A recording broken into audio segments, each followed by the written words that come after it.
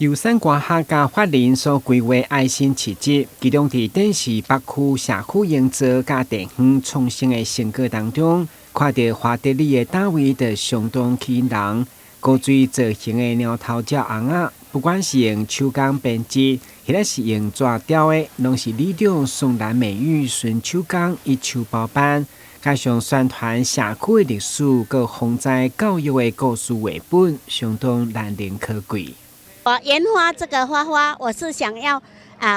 做一些出来，就是义卖，卖给人，那个就是得来的费用，就是给那个弱势家庭。出书的话，那个书本，我这5年来有9本书，那个九本书的话，我们也都是送给那个弱势的家庭，还有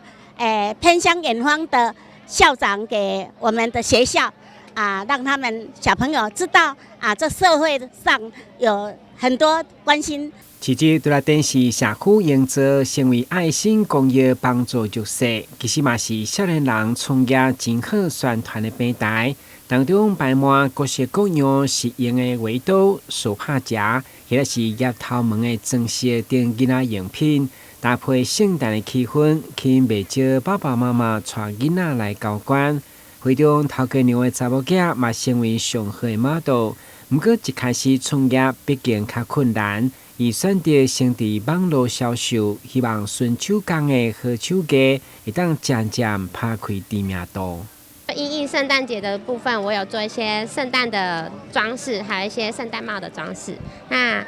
当初会成立这个工作室，就是想说可以带小朋友，边带小朋友，然后也可以有一些自己的兴趣。对，然后也可以陪伴小孩长大这样子。虽然只是一场市集，不过有可能是造就青年人创业，或是拍开事业第二春的起点。等下新闻阮子采访报道。